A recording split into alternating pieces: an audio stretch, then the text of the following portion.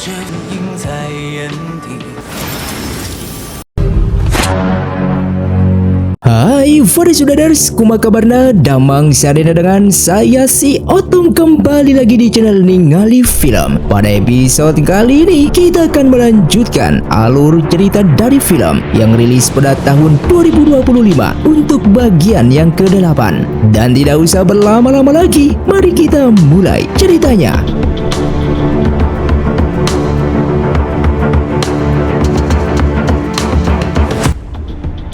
Film pun dilanjutkan dengan diperlihatkannya Ting Yun yang datang ke kediaman keluarga Simen setelah ia mendengar jika kepala keluarga Simen beserta para muridnya telah dibantai oleh seseorang. Bahkan pembunuh itu juga telah meninggalkan sebuah ancaman jika di malam Suang Jing nanti tetua Yaoren juga akan mati. Kabar itu lalu disampaikan kepada Ketua Hongye dengan mengatakan kalau bekas luka pada mayat-mayat tersebut seperti sabetan pedang Wenchen, pedang yang dulunya diberikan Fugui kepada Nona King Er. Namun Ketua Hongye tidak percaya jika pembunuh tersebut adalah King Er, dan ia juga meminta Ting Yun mengutus orang untuk melindungi tetua Yaoren agar tidak terjadi apapun kepadanya. Singkatnya esok hari pun tiba. Fugui bersama Yun Fei yang berada di pavilion Yayan yang kedatangan mereka untuk bertemu dengan seseorang. Orang tersebut lalu tiba di sana dengan memberikan informasi kalau ia masih belum menemukan di mana keberadaan King Er. Apalagi saat ini King Er juga sedang dalam bahaya karena dituduh sebagai pembunuh kepala keluarga Simen karena lukanya seperti berasal dari sabetan pedang Wenchen miliknya. Bahkan pembunuh itu juga mengancam akan membunuh tetua Yaoren di malam Suang Jing nanti.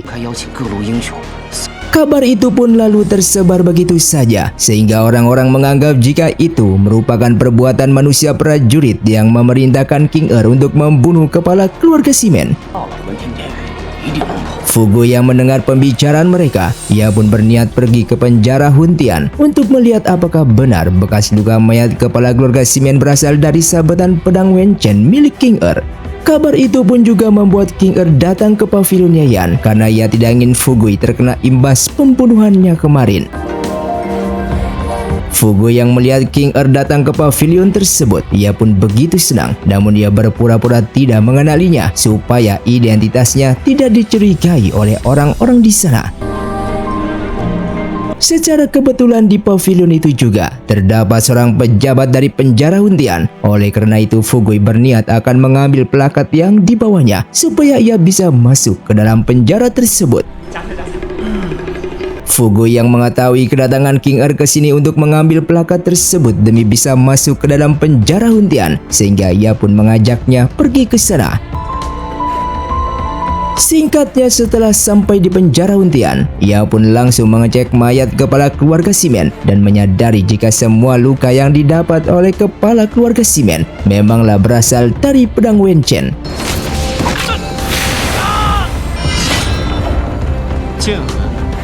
Tindakannya itu pun diakui oleh King Er sendiri dan alasan ia membunuh kepala keluarga Simen karena sebelumnya kepala keluarga Simen telah membunuh prajuritnya di kota Qianji. Namun Fugui harus tahu kalau yang membuat surat ancaman yang ingin membunuh tetua Yaoren itu bukanlah ulah dirinya, sehingga King Er mengajak Fugui untuk pergi ke kediaman tetua Yaoren sebelum mereka terlambat.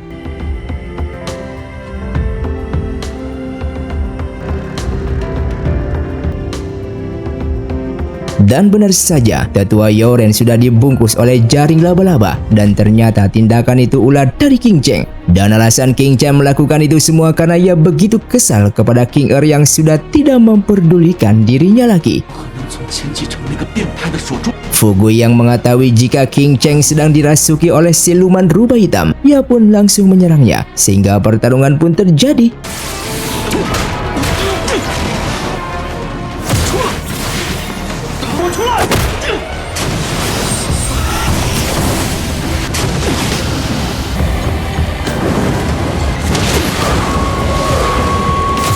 King Cheng yang kalah dan akan diserang kembali oleh Fugui. Namun King Er langsung menghentikannya dan meminta Fugui untuk tidak membunuh adiknya tersebut. Fugui pun menjelaskan jika ia tidak berniat membunuhnya, namun melainkan ia ingin mengusir siluman rubah hitam di dalam tubuhnya King Cheng. Dan sesaat Fugui menyadari jika di dalam tubuhnya King Er juga terdapat aura jahat milik siluman rubah hitam.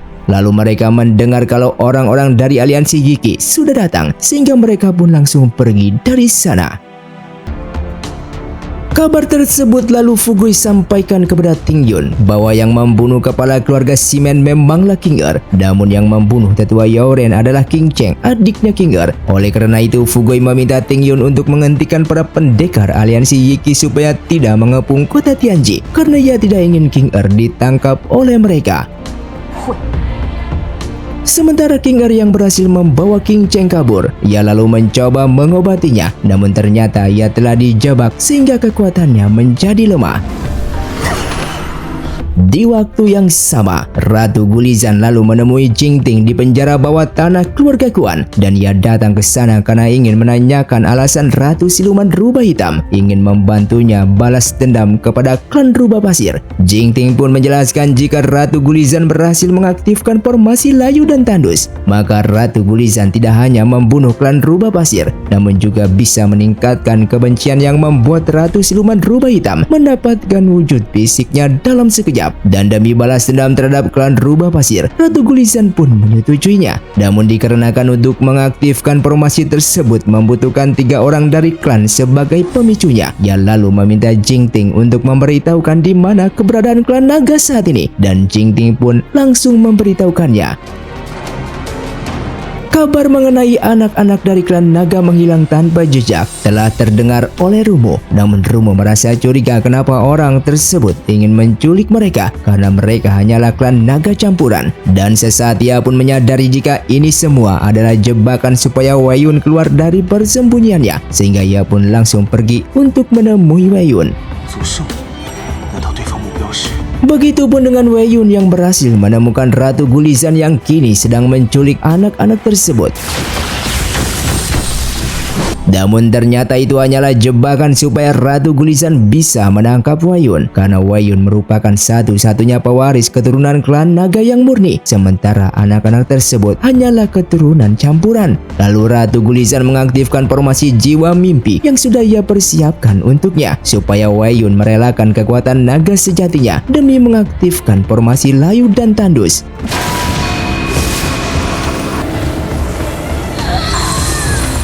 Rumo yang telah sampai di kediaman Wei Yun, namun ia tidak menemukannya. Lalu ia menemukan sebuah botol yang di dalamnya terdapat jimat pelacak, dan ternyata Wei Yun sudah mempersiapkan sejak awal supaya Rumo bisa menemukannya.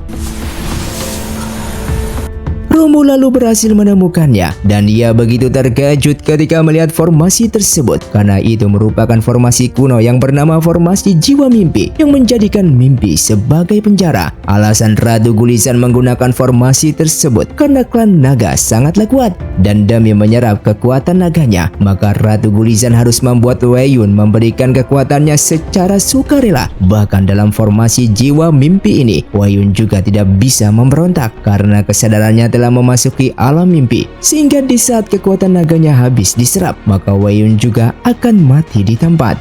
Dan satu-satunya cara untuk menyelamatkannya, Rumo harus masuk ke dalam mimpi tersebut dan mencoba membangunkannya. Oleh karena itu, setelah ia membuka formasinya, maka ia meminta pengawalnya untuk membawa pergi anak-anak tersebut. Ketika di dalam mimpi itu, Rumo mencoba mengingatkan Wei Yun kalau ini hanyalah sebuah mimpi dan memintanya untuk sadar kembali, hingga pada akhirnya mereka pun berhasil keluar dari formasi tersebut. Setelah Rumo membawa Wei Yun kembali ke kediamannya, pengawalnya lalu melaporkan bahwa ketiga anak klan naga sudah diantar kembali dengan selamat. Dan dikarenakan masalah ini belum berakhir, Rumo lalu meminta pengawalnya mengutus orang untuk menyelidiki formasi jiwa mimpi itu, supaya mereka mengetahui siapa dalang di balik ini semua dan apa tujuannya ingin menangkap klan naga. Setelah mendapatkan kabar orang tersebut, Rumu lalu memberikan informasi itu kepada Fugui bahwa wilayah Sisi kini dalam bahaya karena terdapat seorang pendekar wanita yang memegang tongkat tulang ular emas yang bisa mengendalikan pikiran seseorang. Bahkan Wayun juga terkena jurus tersebut sehingga ditangkap olehnya demi mendapatkan kekuatan naga miliknya. Namun saat itu, ia berhasil menyelamatkannya. Fugui yang pernah membaca sejarah rahasia wilayah Sisi, di dalamnya disebutkan bahwa pendekar yang memiliki tongkat tulang ular emas adalah Ratu Gulisan, yang membuat Yunfei begitu terkejut karena bagaimanapun juga Ratu Gulisan sudah meninggal dunia sejak 1000 tahun yang lalu. Maka dari itu Fugui meminta Yunfei untuk menemui Rumu dan menyelidiki masalah ini karena ia yakin jika ini semua masih ada hubungannya dengan Ratu Siluman Rubah Hitam, dan sementara ia sendiri akan pergi ke kota Qianji untuk menyelamatkan King Er. Dan di saat Yunfei akan mengajak Li Sui pergi bersama untuk menemui Rumu, tiba-tiba Rumu bersama Wayun justru menemui mereka. Pertemuan itu pun membuat Wayun dan Li Sui saling memperkenalkan diri mereka. Mereka yang sedang makan malam bersama, lalu mereka membicarakan tentang latar belakang Ratu Gulisan, yang dimana saat ini Ratu Gulisan sudah memiliki wilayah kekuasaan dalam waktu yang sesingkat ini. Dan kabarnya saat ini Ratu Gulisan juga sedang merekrut para pendekar yang memiliki kekuatan spiritual tingkat tinggi untuk dijadikan prajuritnya. Maka dari itu besok mereka harus pergi ke sana dengan berpura-pura mengikuti calon seleksi tersebut. Namun Wayun tidak boleh ikut karena Ratu Gulisan sudah mengetahui identitasnya. Singkatnya, esok hari pun tiba mereka yang mengikuti seleksi, dan yang diterima hanya Li Sui dan Yunfei. Namun ternyata alasan Ratu Gulisan merekrut para pendekar bukan karena ingin menjadikan mereka prajuritnya, melainkan untuk menyerap kekuatan spiritual mereka demi mengaktifkan formasi layu dan tandus. Dikarenakan untuk mengaktifkan formasi tersebut membutuhkan orang-orang dari 3 klan sebagai pemicunya. Dan ternyata Ratu Gulisan sudah mengetahui kalau Yunfei merupakan siluman rubah pasir yang ia tunggu-tunggu, karena hanya orang dari klan rubah pasirlah yang belum ia korbankan.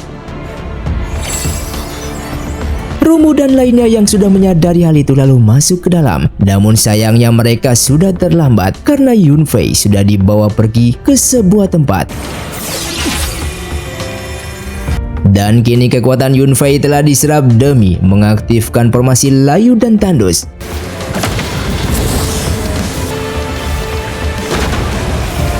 Ratu Siluman Rubah Hitam yang berada di lingkar luar begitu senang karena dengan kekuatan kebencian sebanyak ini, maka ia bisa keluar dari tempat ini dan mendapatkan wujud fisiknya. Begitupun dengan Jingting yang menyadari jika Ratu Gulisan telah berhasil mengaktifkan formasi layu dan tandus. Dengan waktu yang sama, Fugui yang telah sampai di kota Qianji dengan melihat King Er pingsan tak berdaya, ia pun akan menyelamatkannya. Namun tiba-tiba dari arah belakang Fugui terkena sebuah serangan dan King Cheng membawanya ke sebuah tempat yang membuat Fugui tidak akan pernah kembali untuk selama-lamanya. Dan tempat tersebut adalah pembatas siluman salju. Fugui lalu bertemu dengan siluman salju kuno, pemilik tempat tersebut. Sekuat apapun manusia atau siluman yang masuk ke dalam dunianya, maka mereka tidak akan pernah selamat karena siluman ini memakan kekuatan spiritual.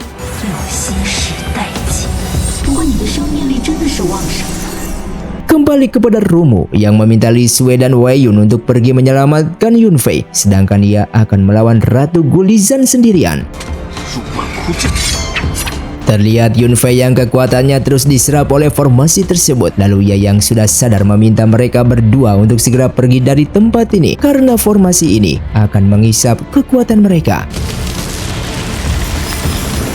Sementara King Cheng yang menggunakan ilmu rahasia rubah hitam untuk mengambil bibit perasaan dari tubuhnya King Er. Namun tiba-tiba King Er tersadar kembali.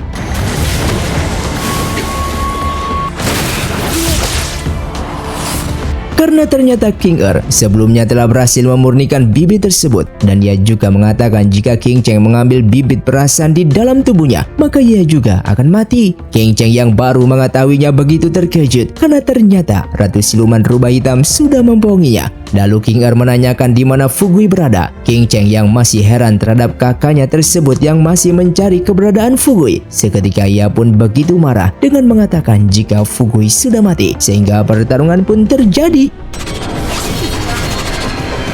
Kembali kepada Fu Gui yang selama ini menjadi lemah. Akhirnya demi menyelamatkan dunia, kekuatannya pun kembali dan berhasil membunuh siluman salju tersebut dengan menggunakan api surya murni milik warisan mendiang ibunya.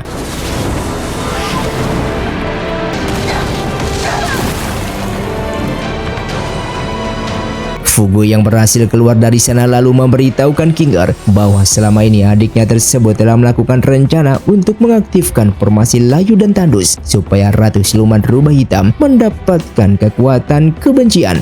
Mendengar hal itu, King Er begitu marah sehingga ia meminta Fu Gui untuk menghancurkan formasi tersebut, sementara adiknya akan ia hadapi sendiri.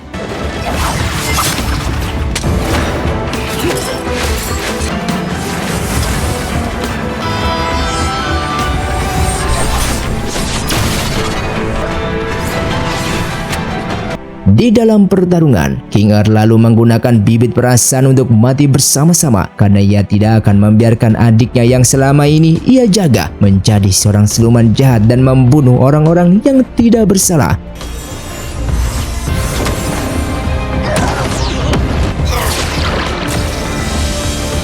King Cheng yang baru sadar jika selama ini perbuatannya salah, ia pun rela menghancurkan dirinya sendiri daripada kakaknya mati.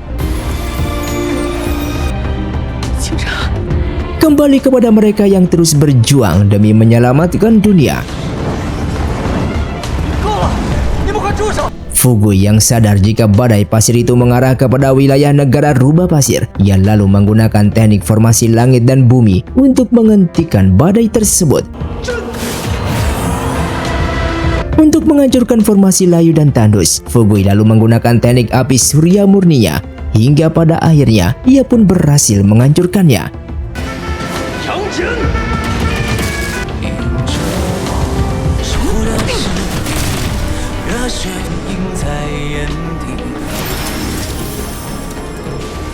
Dengan waktu yang sama, Rumu juga berhasil membunuh Ratu Gulizan.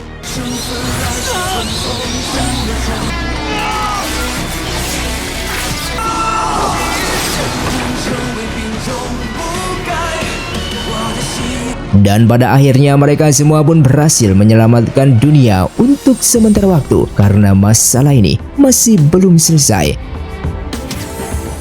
Dan film pun bersambung. Terima kasih untuk kalian yang sudah menonton video ini sampai habis. Sampai jumpa di video selanjutnya. Saya pamit undur diri ningali film. Saya undur diri dan salam Sudares.